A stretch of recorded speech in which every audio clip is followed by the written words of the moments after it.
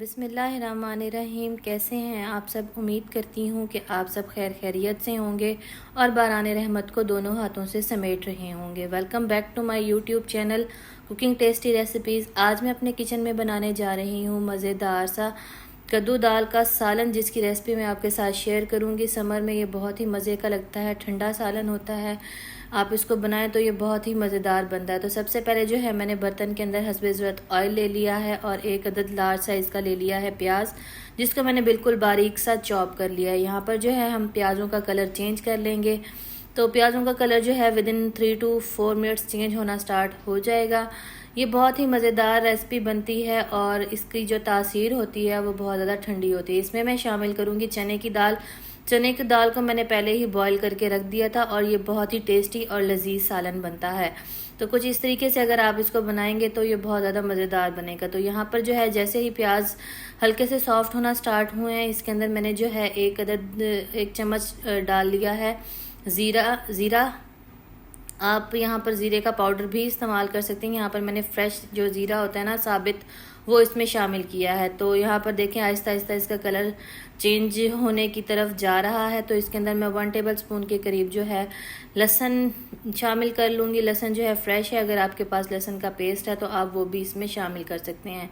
अब प्याज और लहसुन और ज़ीरे के जो है मैं अच्छी तरह फ्राई कर लूँगी। जब इसकी एक अच्छी सी खुशबू आना स्टार्ट होगी तो जो बाकी का तमाम प्रोसेस है वो मैं इसमें स्टार्ट कर दूंगी। यहाँ पर जो है कद्दू मैं बॉईल करके बिल्कुल भी नहीं डालूंगी। कुछ लोग जो होते हैं कद्दू को बॉईल कर लेते हैं फिर इसमें डालते हैं। प्याज़ों को यहाँ पे हम गोल्डन नहीं करेंगे क्योंकि इससे जो सालन का कलर है वो बिल्कुल काला पड़ जाएगा। तो यहाँ पर कद्दू को मैंने कट कर लिया था, वॉश कर लिया था, छिलका उतार लिया था इसका, और कुछ इस तरीके से मैंने जो है जिस तरह हम आलूओं को कट करते हैं वैसे ही हमने इसको कट कर लिया है। कुछ लोग जो है वो कद्दू दाल शोरबे वाले भी बनाना पसंद करते हैं। मैं मसाले वाली बनाऊंगी। जो मेरे तरीके से बनाना चाहें तो वो इस तरीके से बना सकते हैं। कद्दू शामिल कर लेने के बाद जो है मैं इसको मसाले के साथ अच्छी तरह मिक्स कर लूँगी और उसके बाद जो है इसके अंदर शामिल करेंगे स्पाइसेस। और स्पाइसेस भी जो हैं वो घर के होंगे, एक्स्ट्रा कोई भी हम स्पाइसेस इसमें शामिल नहीं करेंगे।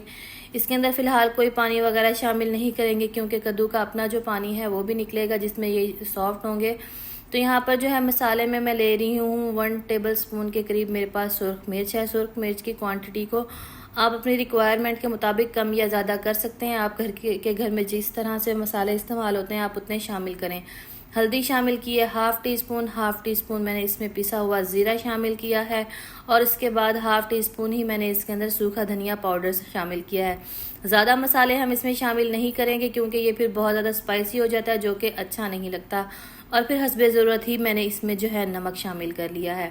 नमक की मिकदार को भी आप अपनी ज़रूरत के मुताबिक कम या ज़्यादा कर सकते हैं। हमारे घर में नमक का इस्तेमाल कम किया जाता है तो इसलिए मैंने इसमें कम ही नमक शामिल किया है। अब तमाम मसालों को जो है हम अच्छे से हल कर लेंगे और जो है इसको अच्छी तरह मिक्स कर लूँगी।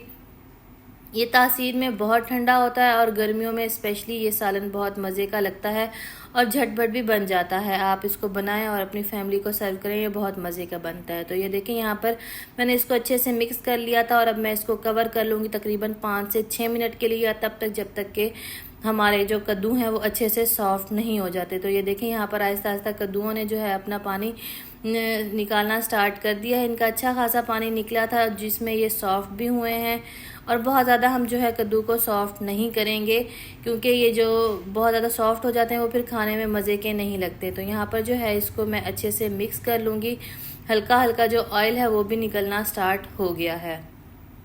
तो अगर आप मेरे चैनल पर नए हैं तो आपसे रिक्वेस्ट है कि आप मेरे चैनल को सब्सक्राइब कर दें, वीडियो को लाइक कर दें, बेल आइकन को लाजमी प्रेस करें ताकि मेरी आने वाली हर नई वीडियो का नोटिफिकेशन जो है वो बर वक्त आप तक पहुंच सके। तो यहाँ पर जो है मैंने एक अदद टमाटर ले लिया था, 5 से 6 सब्ज़ मिर्च ले ली थी।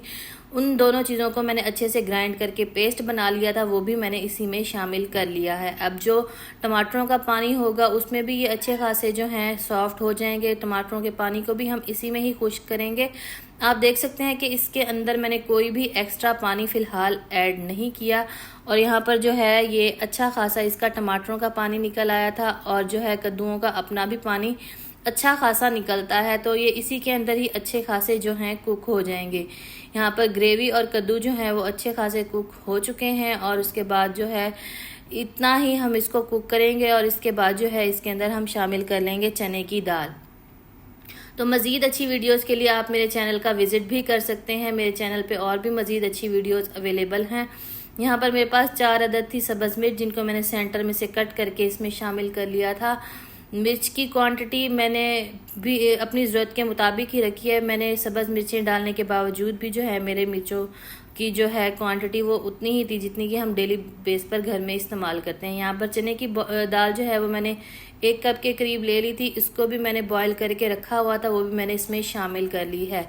तो चने की दाल तो हर किसी को ही बॉयल करना आती है, इसमें कोई जो है स्पेशल टेक्निक नहीं इस्तेमाल करनी पड़ती। आप इसको ओवरनाइट के लिए सोक करें और सुबह उठ के इसको बॉयल कर लें तो ये बहुत जल्दी ही बॉयल हो सकती है। इंस्टेंट बॉयल करने के लिए आप प्रेशर कुकर में भी इसको बॉयल कर सकते हैं। तो यहाँ पर जो है दाल को मैंने कद्दू के साथ मिक्स कर लिया है। अब मैं मज़ीद इसको 5 से 6 मिनट के लिए अच्छे से कुक कर लूँगी, क्योंकि कद्दू भी मेरे अच्छे खासे कुक हो चुके हैं और उसके बाद जो है दाल भी वो ऑलरेडी कुकड है, उसमें बस थोड़ी सी कसर रहती है। तो यहाँ पर जो मैंने है इसके अंदर 1 कप के करीब पानी शामिल कर लिया, ताकि जो इसमें हल्का हल्का जो है ग्रेवी वो महसूस हो।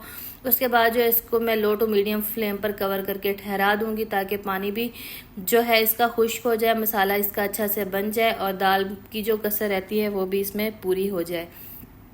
तो यहाँ पर देखें तकरीबन इसको 5 मिनट गुजर गए थे।